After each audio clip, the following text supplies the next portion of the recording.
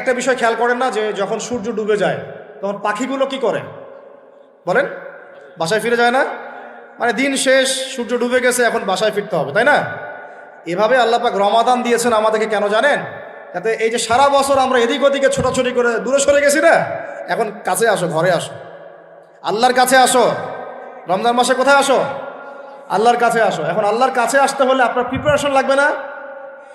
আমি আপনাদেরকে আজকে 15টা পয়েন্ট বলবো ইনশাআল্লাহ, বেশি বড় বড় করে না, জাস্ট সংক্ষিপ্ত করে 15টা পয়েন্ট। এই পয়েন্টগুলো আমাদেরকে রমাজানের আগেই নিজের মাথায় ঢুকাইতে হবে, পাক্কা নিয়াত করতে হবে। আল্লাহ পাক যেন আমাকেও তৌফিক দেন, আপনাদের সবাইকে তৌফিক দান করেন। তো আমি যেটা বলছিলাম ভাই, আমাদের আগে ইলম শিখতে হবে, আমল বাড়াইতে হবে, ওলামা কেরামের সোহবত লাগবে, আর রিজিক হালাল করতে হবে। কি করতে হবে? কোনো অবস্থায় সুদ ঘুষ হারাম দুর্নীতির সামনেও যাবেন, যদি যান আপনি পরকালে পস্তাবেন, আর কিচ্ছু বলার নেই আমার। যদি যান তাহলে আপনি দুনিয়াতেও পস্তাবেন, পরকালে পস্তাবেন। আল্লাহ পাক আপনাকে হেফাজত করে না। আমি বের হয়ে আসেন, নিয়াত করেন, রিজিকের মালিক আল্লাহ। আর রজ্জাক কে? কে আর রজ্জাক? এই সাগরের নিচে যে মাছগুলো থাকে লক্ষ লক্ষ কোটি কোটি, কোনোদিন সুদ খায়, ঘুষ খায়, জুলুম করে? ওদেরকে কে খাওয়ায়? এই জমিনে যত প্রাণী আছে চাকরি বাকরি করে, কখনো ব্যবসা করে? কিছুই তো করে না। কে খাওয়ায়? তা আমাকে সুদই খাওয়া লাগলো, আমাকে রিজিকের জন্য সুদই খাওয়া লাগলো, হ্যাঁ? আমাকে ঘুষি খাওয়া, আমাকেই খাওয়া লাগলো, আমাকেই দুর্নীতি করতে হইলো। আল্লাহ পাক আমাদেরকে বুঝ দান করেন। আমি রিজিক আল্লাহ পাক দিবেন। যদি আপনি হারামে চান তখন হারামেই পাবেন, হালালে চাইলে আল্লাহ পাক হালাল রাস্তা বের করে দেবে ইনশাআল্লাহ। তো এগুলো আমাদের কাজ ভাই। একদিন দুই দিনের মাহফিল করে আমরা সব কায়েম করতে পারবো না। তারপরে আমাদের পরিবারের আদর্শ ঠিক করতে হবে, পরিবারের মেয়েদেরকে পর্দায় রাখতে হবে, সবাইকে সৎ কাজে আদেশ করতে হবে, অন্যায় কি করতে হবে? নিষেধ করতে হবে, দাওয়াতের কাজ করতে হবে, আলেমদের সহমতে থাকতে হবে, উম্মাকে ঐক্যবদ্ধ করার চেষ্টা করতে হবে। তারপরে ইনশাল্লাহ দিনের জন্য কিছু করা যাবে। ঠিক আছে কথা? আল্লাহ পাক আমাদেরকে বোঝার তৌফিক দান করেন। এখন আসেন ভাই, ওই 15টা পয়েন্ট আমি আপনাদেরকে বলি, এই 15টা মাথায় ঢুকান, এটা ভুলে যাবেন না আজকে, সব ভুলে গেলাম, ঠিক আছে? রমাজানের প্রস্তুতি নাম্বার 1, আমার সেটা বলেন। রমাজানের প্রস্তুতি নাম্বার 1 হচ্ছে যত দুনিয়াবি কাজ আছে সেই কাজগুলোকে কমিয়ে ফেলবো। দুনিয়াবি কাজগুলো কি করব?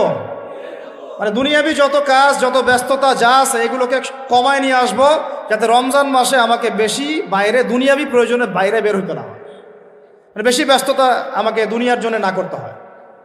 মনে করেন যে আপনি চাইলে এখন যদি সামর্থ্য থাকে রমাদান এবং ঈদের বাজার করে রাখতে পারেন, কারণ লাইলাতুল কদর নষ্ট করে ঈদের বাজার, আর রমাজানের অনেক রুহানিয়াত নষ্ট করে দেয় দুনিয়াবি বাজার ঘাট, তাই না?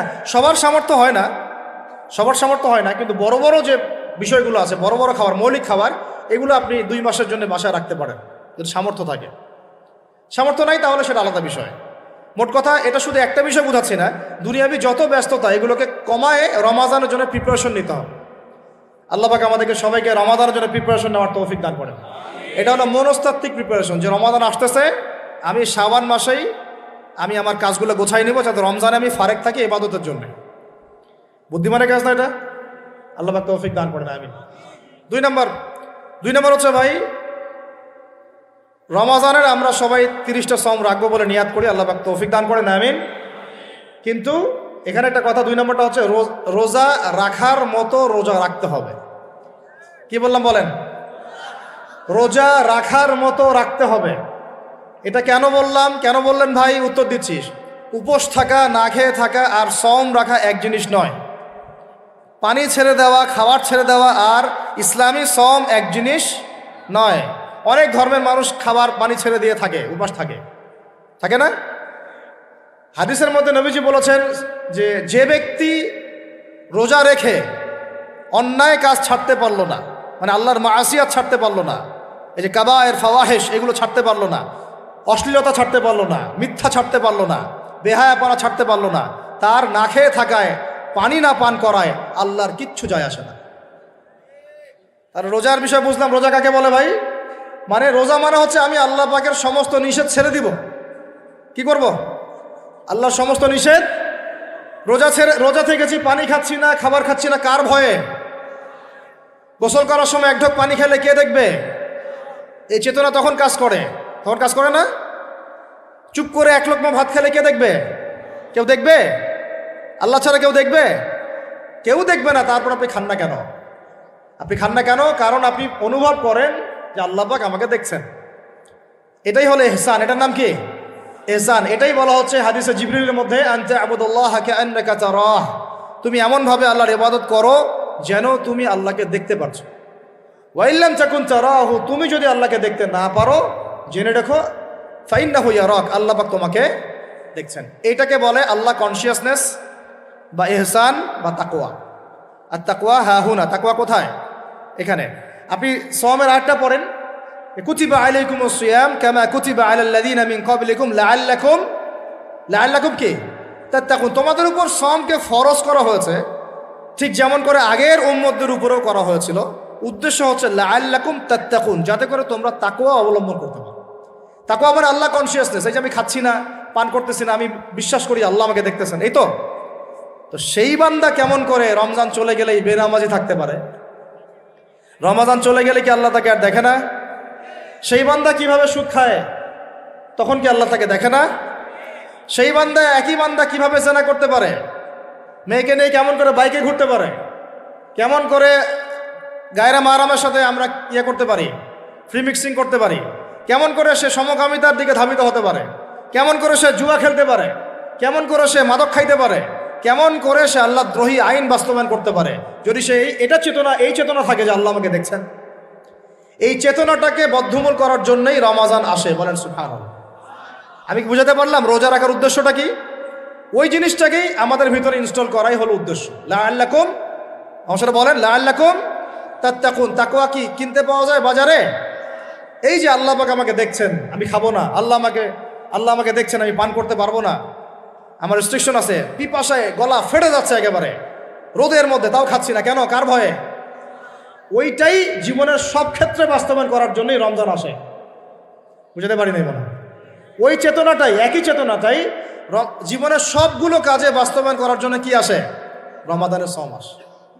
আমরা শুধু রোজার ফজিলত নিয়ে বয়ান করি, রোজা রাখলে 70 গুণ নাকি হবে না, 70 গুণ হবে, 700 গুণ বাড়াই দেবে। মূল কথা ফজিলত তো ফজিলত পাবই, মূল কথা এইটা, তাকেও অবলম্বন করতে হবে। আল্লাহ পাক আমাদেরকে তৌফিক দান করেন। কয়টা বলছি বলেন ভাই? 2টা মনে থাকবে। 1, দুনিয়াবি কাজ কমায় ফেলা। 2, কি রোজা রাখার মতো রাখা। 3 নাম্বার হচ্ছে, এটা আমার নিজস্ব একটা পরামর্শ আর কি। 3 নাম্বার হচ্ছে রোজা রাখার জন্য আমাদের সাহারি করতে হয়, ইফতার করতে হয়। এই তো আল্লাহর ওয়াস্তে সাহারি এবং ইফতারে মুসলমানের মতো খাবার খাবেন, জানোয়ারের মতো খাবার খাবেন না। সাহারি এবং ইফতার এই দুটোতে কি খাবেন? মুসলমানের, মুমিনের মতো খাবার খাবেন, জানোয়ারের মতো খাবার খাবেন না। আল্লাহ পাক বোঝার তৌফিক দান করেন। মানে আমরা কিন্তু সাহারিতে কি করি জানেন? 7 পেট খাই। কয় পেট? নবীজি বলেছেন খাবে পেটের 1 ভাগ খাবার, 1 ভাগ পানি, 1 ভাগ, আবার বলি 1 ভাগ খাবার, 1 ভাগ পানি, 1 ভাগ। কার পেট খালি আছে এখন খাওয়ার সময়, খাওয়ার টেবিলে? আমাদের ওস্তাদরা বলেন যে মুসলিম উম্মাহ, আমাদের ওস্তাদরা বলেন যে মুসলিম উম্মাহ খাবার টেবিলে হেরে গেছে, সে কখনো জিহাদের মাঠে জিততে পারবে না। বুঝতে পারেন নাই? বুঝতে পারলাম না মনে হয়। যারা খাবারের টেবিলেই হেরে গেছে, এখানেই তো আপনি সুন্নাহ মাফিক খাইতে পারতেছেন না, প্রবৃত্তির কাছে হেরে গেলেন। গপ গপ গপ গপ করে খাচ্ছি 7 পেট ভর্তি করে। এখানে তো খাবারের সামনেই হেরে গেলাম, প্রবৃত্তির সামনে। সে আবার কাফেরদের সাথে জিতবে কেমনে?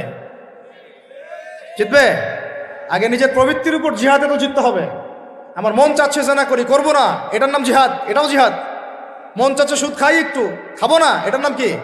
জিহাদ। মন চাচ্ছে নামাজ না পড়ি, ঘুমায় থাকি, মন চাচ্ছে না, মন বলতেছে ঘুমাই ঘুমাই ঘুমাই, কিন্তু নামাজ পড়তে হবে। এই যে উঠলাম, ওযু করলাম, গেলাম, এর নাম কি? এটাও এক প্রকার কি? বরং নফসের সাথে জিহাদটা অনেক বড় জিহাদ বলা হয়েছে, বলা হয় নাই? এটা মানুষকে শক্ত করবে। একটা মেয়ে সেটা প্রেম করতে মন চায়, করবো না, ওকে দেখবও না, যাবো না কাছে, এটা শক্ত থাকার নাম কি? এটা মনের নফসের সাথে কি? বুঝেন? আল্লাহ পাক আমাদেরকে নফস শক্ত করার তৌফিক দান করেন। তো ভাই, খাবার ইফতারেও এভাবে 7 পেট খাবেন না, সারিতেও খাবো না, ওয়াদা করি তো ইনশাল্লাহ। শোনেন, পরিমিত খাবেন, পুষ্টিকর খাবার খাবেন।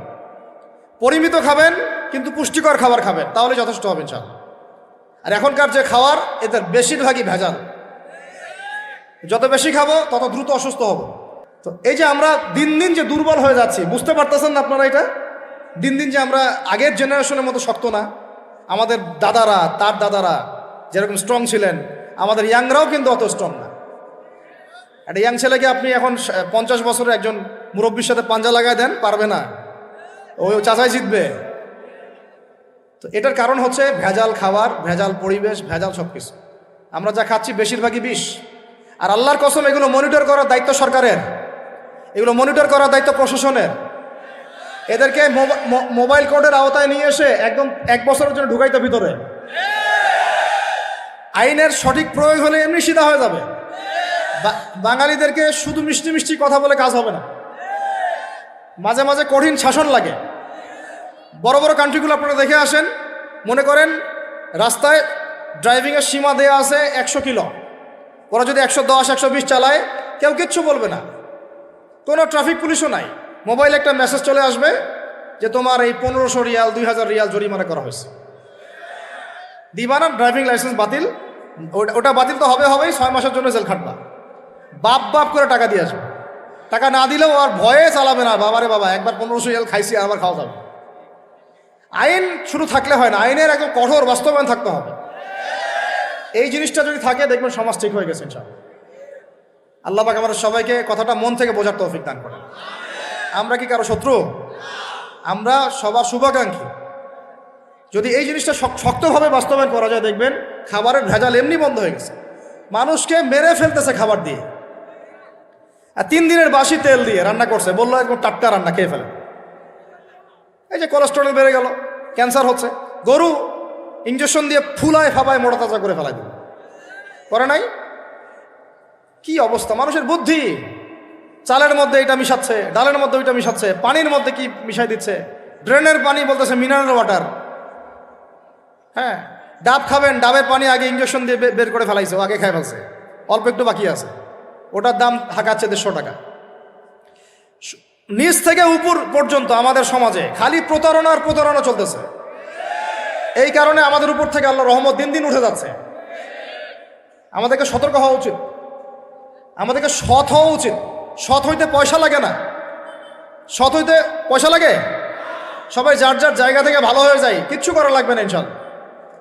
আপনি মাদক খায়েন না, কেউ জোর করে মাদক খাওয়াবে? আপনি নিজে সুদ খায়েন না, কেউ জোর করে সুদ খাওয়াবে? এখানে কেউ মাদকের দোকান দিল, আমরা খাই না, ও দোকান নিয়ে চলতে পারবে না? টামটোপলা বাঁধে চলে যাবে, কি করবে? যাইতে বাধ্য সে। আমরা খাইলে সে ব্যবসা করবে।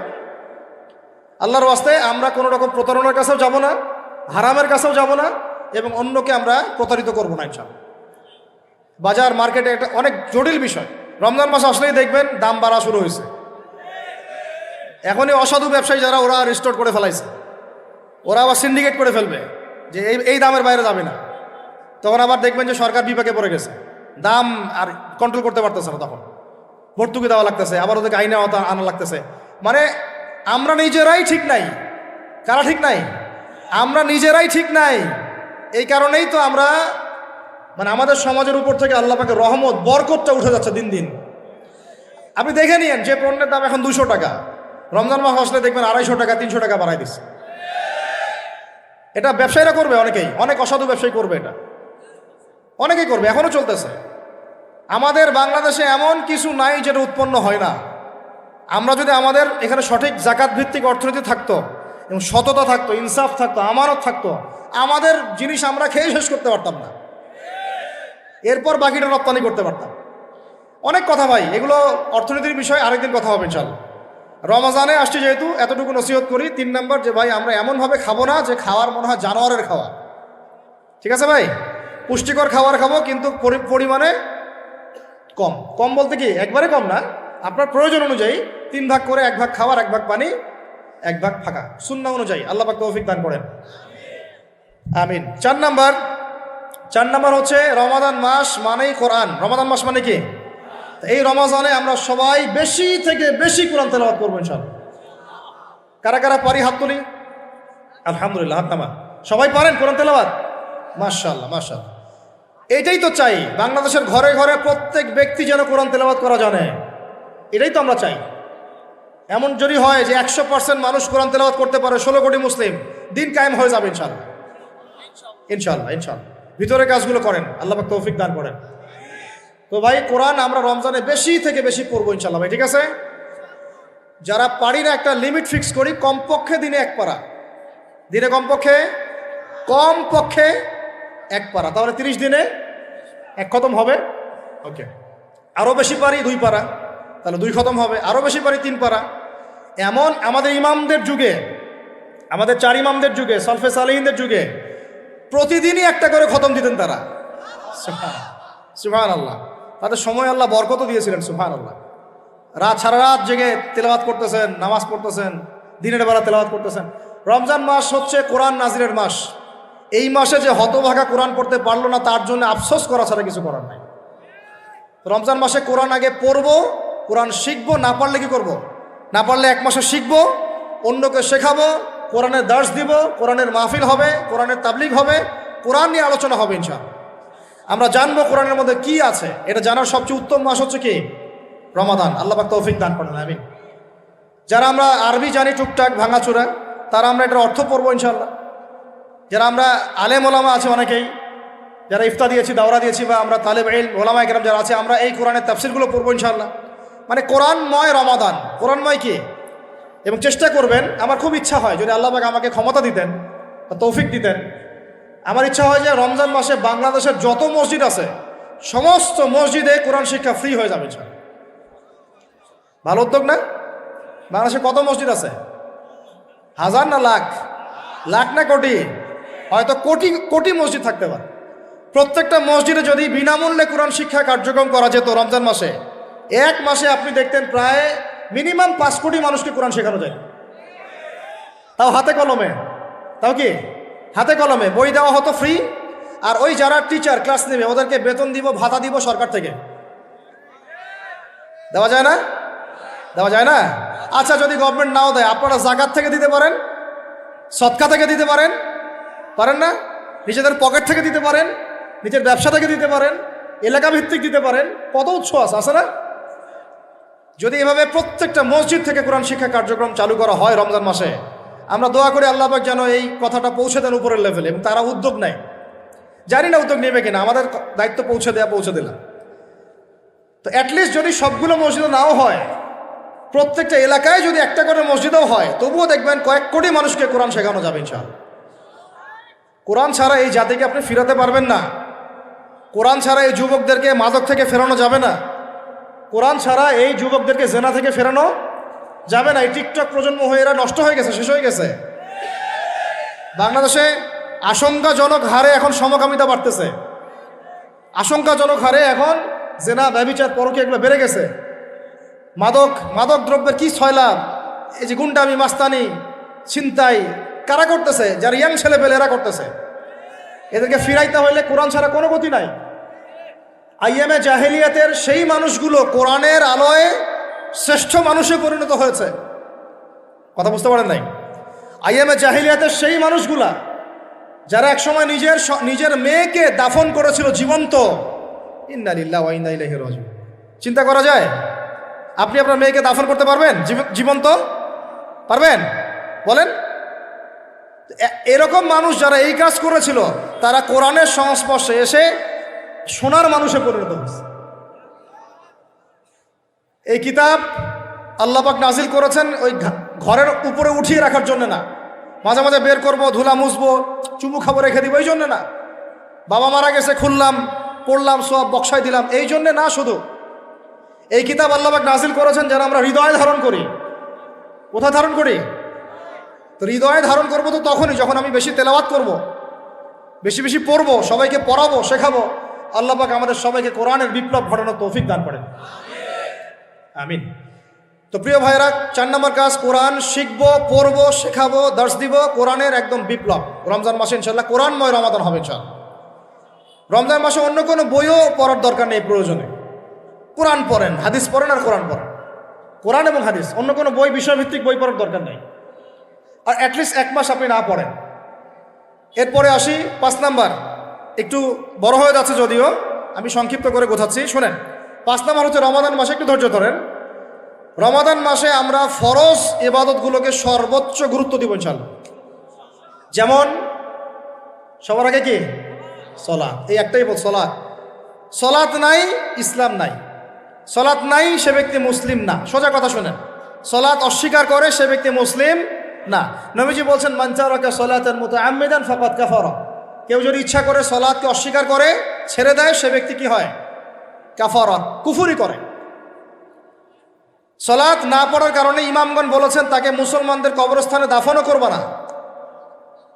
কোন কোন ইমাম বলেছেন তাকে জানাজাও দিবা না। কোন কোন ইমাম বলেছেন তাকে জেলখানায় বন্দি করে রাখবা। কোন কোন ইমাম বলেছেন তাকে মৃত্যুদণ্ডের শাস্তি দিবা। আমি এমনি এমনি বলতেছি না, ইমামদের কলগুলো পড়ে দেখেন। নামাজ না পড়াটা যেমন তেমন পাপ না তো, ইচ্ছা হইলে পড়লাম ইচ্ছা হইলে পড়লাম না এমন না। যারা নামাজি তারাও যদি নামাজে সচেতন না হয় তাদের জন্যও শাস্তি আছে। নাউজুবিল্লাহ। ফাওয়াইলুল লিল মুসাল্লিন আল্লাযীনা হুম আন সালাতিহিম সাহুন আল্লাযীনা হুম ইউরাউনা ওয়া ইয়ামনাউনাল মাউন। এখানে বলা হচ্ছে মুসল্লিদের জন্য দুর্ভোগ, যে মুসল্লিরা নামাজ সম্পর্কে গাফেল উদাসীন,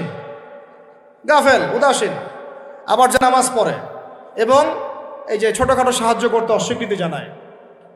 সূরা মাউন পড়েন, তাহলে মুসল্লিদের জন্য গাফেলতির যদি শাস্তি হয় তাহলে যারা পড়ে না ওদের কি হবে? মা সালাকাকুম ফি সাকার। জাহান্নামে যখন ঢুকানো হবে এই ফেরেশতারা জিজ্ঞাসা করবে কিসে তোমাদেরকে জাহান্নামে নিয়ে আসলো, কি পাপ করছিলা? তারা বলবে, তখন তারা বলবে ক্বালু, তারা বলবে, ওই জাহান্নামীরা বলবে লাম নাকু মিনাল মুসাল্লিন। কি বলবে তারা? লাম নাকু মিনাল মুসাল্লিন, আমরা মুসল্লি ছিলাম না, আমরা নামাজ পড়তাম না। তাহলে বেনামাজির পরিণতি কি বলেন? জাহান্নাম। ওয়ালাম নাকু নুতঈমুল মিসকিন, আর আমরা মিসকিনদেরকে খাবার দিতাম না। সুবহানাল্লাহ। আল্লাহ পাক আমাদেরকে সালাত আদায় করার তৌফিক দান করেন। রমাদান মাসে শক্ত করে নামাজ ধরবেন ইনশাআল্লাহ, আল্লাহ পাক তৌফিক দান করেন। 5 ওয়াক্ত নামাজ চেষ্টা করব জামাতে পড়ার জন্য। যদি জামাত ছুটেও যায় তাও পরে জামাত করে নেবেন, সেটাও না পড়েন অ্যাটলিস্ট বাসায় পড়বেন। রাজি আছেন? এই যুবকরা কি হলো, বসো বসো, অল্প সময় বসেন। আরে আপনাদের চেয়ে আমার তারা বেশি, আমি 4 ঘন্টা সফর করে আসছি, আবার 4 ঘন্টা সফর করতে হবে আমাকে। আপনারা তো এখান থেকে বাসায় চলে যাবেন, যার বাসা। এত ব্যস্ত কেন? বসেন। এখন কথা হচ্ছে যে নামাজের সাথে আরো অনেক ফরজ আছে না? যেমন পর্দা কি ফরজ না? ফরজ না? যাকাত ফরজ না? ফরজ না? তারপরে আল্লাহ পাকের আনুগত্য করা এটা ফরজ না? ফরজ না? রসুলের আনুগত্য, তাওহীদ ফরজ না? সুন্নত। এই জিনিসগুলো ফরজগুলোকে শক্ত করে ধরবো ইনশাআল্লাহ। রাজি আছেন? তাহলে 4 নম্বর হচ্ছে রমজান, এটা কি 5 নম্বর না? 5 নম্বর রমজান মাসে ফরজ ইবাদতগুলোতে সর্বোচ্চ গুরুত্ব দিব ইনশাআল্লাহ। রাজি? 6 নম্বর হচ্ছে, এটা কত 6 বলছি? 5। 6 নম্বর হচ্ছে ফরজের পাশাপাশি সুন্নত এবং নফলের পাবন্দি। ফরজের পাশাপাশি সুন্নত এবং নফলের পাবন্দি মানে দেখেন, ফরজ নামাজের আগে পিছিয়ে অনেক নামাজ আছে না সুন্নত? দৈনিক 12 রাকাত সুন্নত যে ব্যক্তি পড়বে তার জন্য জান্নাতে ঘর নির্মাণ করা হবে। কোন 12 রাকাত? ফজরের আগে 2, ফজরের আগে, জোহরের আগে 4, তারপরে 2, তারপরে মাগরিবের পরে, এশার পরে, মোট কত হইল? 12। এই 12 রাকাত নামাজ যে ব্যক্তি দৈনিক পড়বে তার জন্য জান্নাতে ঘর নির্মাণ করা হবে। তো রমজান ছাড়া এগুলো ধরার উত্তম কোনো সময় আছে? অনেক সময় মিস হয়ে যায়। রমজানে যেন ধরি আমরা, আল্লাহ পাক তৌফিক দান করেন। এর পাশাপাশি দেখেন দৈনন্দিন অনেক সুন্নতের আমল আছে না? বিভিন্ন কাজের দোয়া, মাসনুন দোয়া, জিকির আজকার এগুলো আছে না? এই প্রত্যেকটা কাজকে শক্ত করে রাখতে ধরবো ইনশাআল্লাহ, আল্লাহ পাক তৌফিক দান করেন। আমিন। যে কাজটা করবেন তার আগে জেনে নেবেন ওই কাজটা কিভাবে করলে সুন্নত হবে। সকালে উঠে এক দৌড় দিয়ে বাথরুমে যাবেন না, উঠে আগে বসবেন, চোখ ঘষবেন, মুখ থেকে ঘুমের ভাব দূর করবেন, তারপরে বলবেন আলহামদুলিল্লাহ আল্লাযী আহইয়ানা বা'দা মা আমাতানা ওয়া ইলাইহিন নুশুর। তারপরে আপনি যাবেন আস্তে আস্তে বাথরুমে, বাম পা দিয়ে ঢুকলেন, ইস্তেঞ্জা করলেন, ডান পা দিয়ে বের হবেন। ঢোকার সময় দোয়া আছে, আল্লাহুম্মা ইন্নী আউযু বিকা মিনাল খুবসি ওয়াল খাবাইস। বের হওয়ার সময় আলহামদুলিল্লাহ আল্লাযী আযহাবা আনিল আযান ওয়া আফানি গুফরানাকা, দোয়া আছে। এগুলো সুন্নাহ মোতাবেক কাজ করবেন। বুঝাতে পারতেছি? কাপড় পরবেন, যে কোনো কাপড় পরবেন না। যে কাপড় যে সুন্নত নবী পরতেন সেই সুন্নত পরবেন। চেহারা নবীর মতো হতে হবে, ক্লিন শেপ চেহারা চলবে না। ক্লিন শেপ চেহারা চলবে না। অনেকে মনে করেন যে এটা তো ফরজ কিছু না, এত এত তাচ্ছিল্য করেন কেন? এটাকে শেভ করা মানে হলো নবীর সুন্নতকে জবাই করা। বুঝাতে পারি নাই? এক মুষ্টি রেখে কাটেন, সেটা আলাদা ইস্যু, আলাদা মাসআলা। কিন্তু পুরুষের চেহারায় দাঁড়িয়ে থাকতেই হবে, মাস্ট বি। পোশাক আশাক থাকতেই হবে নবীর মতো। আমরা আমাদের সংস্কৃতি নিয়ে গর্বিত না? গর্বিত না? ইসলামিক সংস্কৃতি কোনো দেশ, জাতি, বর্ণ নির্দিষ্ট করে আছে না সবার জন্যে? আমাদের নবী কি আরবদের নবী না পুরো বিশ্বের নবী? তাহলে আমাদের নবীর সুন্নত কি শুধু আরবরা পালন করবেন, আমরা সবাই করব? এখন আমাদের সবার চেহারা নবীর সুন্নত অনুযায়ী হতে হবে। গোফ ছোট করতে হবে, দাড়ি লম্বা করতে হবে, পোশাক ঠিক করতে হবে, টাকনুর উপরে কাপড় পরতে হবে। এখন ছেলেরা পরে টাকনুর উপর কি, হ্যাঁ ছেলেরা পরে টাকনুর নিচে, আর মেয়েরা পরে কি উপরে। এরপরে বসে ছেলের সাথে বাইকে, দেখবেন হাঁটু পর্যন্ত দেখা যায়। বিষয়টা এমন না? এখন হুজুর আপনারাও দেখেন না? আমরা দেখি না, আপনারা দেখান। আমরা কি করি না? আমরা দেখি না, বরং আপনারা দেখান। দেখালে আমরা চোখটা সরাই বলি আউযু বিল্লাহি মিনাশ শাইতানির রাজিম। চোখে বললে আমরা কি বলি? আউযু বিল্লাহি মিনাশ শাইতানির রাজিম। এখন আসেন, আমাদের পোশাক আশাক, কথাবার্তা, চলাফেরা, আমল, খাওয়া, ঘুম, ব্যবসা বাণিজ্য যা আছে, রাজনীতি, অর্থনীতি, সমাজনীতি, সব কিছু নবীর সুন্নাহ মাফিক ঢেলে সাজাইতে হবে। রাজি কিনা? রমজান মাসে এটা নিয়ত করা যাবে ইনশাআল্লাহ? ইনশাআল্লাহ। আল্লাহ পাক তৌফিক দান করেন, আমিন। কয়টা বলছি ভাই? ছয়টা। 7টা? 6টা। 7 নম্বর আসেন ভাই। 7 নম্বর হচ্ছে আমরা কোনো অবস্থায় হারাম কোনো রিজিকে যাব না। রাজি? রোজা রাখতেছেন, ইবাদত করতেছেন, নামাজ পড়তেছেন, তারাবি পড়বেন, অনেক কিছু করবেন। এবার এদিকে রিজিকে সুদ, এদিকে রিজিকে ঘুষ, রিজিকে এখানে দুর্নীতি, এখানে করাপশন, এখানে মাপে কম দেওয়া, একটা ইবাদতও কবুল হবে না। হারাম রিজিক থাকলে বিশ্বাস করেন, আমি এমনি কথা বলতেছি না। নবী সাল্লাল্লাহু আলাইহি ওয়াসাল্লাম বলেছেন, ইন্নাল্লাহা তাইয়্যিব লা ইউকবালু ইল্লা তাইয়্যিব। আল্লাহ পবিত্র, আল্লাহ পবিত্র ছাড়া গ্রহণ করেন না, কবুল করেন না। মুসাফিরের দোয়া আল্লাহ ফিরায় দেন না। সেই মুসাফির যদি হারাম খায়, সেই দোয়াও কবুল হচ্ছে না। একজন মুসাফির হাত তুলে দোয়া করছিলেন, নবীজি বলছেন, মাথায় ধুলা, গায়ের কাপড় ঠিক নাই, মুসাফির সেজদায় আল্লাহর কাছে দোয়া করছে, হাত তুলে দোয়া করছে, আল্লাহ আমাকে এইটা দাও, ওইটা দাও, ওইটা দাও, ইয়া রব্বি ইয়া রব্বি ইয়া রব্বি। নবীজি বলছেন, এই ব্যক্তি যদিও মুসাফির, কিন্তু কিভাবে তার দোয়া কবুল হতে পারে? তার পানীয়টা হারাম, তার খাবারটা হারাম, তার পোশাকটা হারাম। বুঝতে পারছি ভাই? এমনিতে মুসাফিরের দোয়া কবুল হয়। 3 ব্যক্তির দোয়া আল্লাহ ফিরায় দেন না। কয় ব্যক্তি? এক নম্বর হচ্ছে মুসাফির, 2 নম্বর হচ্ছে কি সন্তানের জন্য পিতামাতার দোয়া, আর 3 নম্বর কি মাজলুমের দোয়া। মাশাআল্লাহ, আপনারা জানেন ভালোই। মাজলুম মানে কি? যার উপর জুলুম করা হয়, যার উপর জুলুম করা হয়েছে। আমরা এখন কিন্তু সবাই মাজলুম, তাই না ভাই? পুরো মুসলিম উম্মাহ এখন মাজলুম। তো ইনশাআল্লাহ এই অবস্থা থাকবে না। ইনশাআল্লাহ জালেম যেখানে জুলুম করবে এর পতন হবে। সমস্ত জালেমদের পতন বিশ্ব থেকে হবে ইনশাআল্লাহ। এটা সময়ের ব্যাপার। কিসের ব্যাপার? আল্লাহ পাক পরীক্ষা করছেন আমাদের। ইসরায়েল সারা জীবন বোম মারতে থাকবে না ইনশাআল্লাহ তাআলা। ফিলিস্তিনের মা বোনরা এভাবে ধর্ষিত হবে না ইনশাআল্লাহ।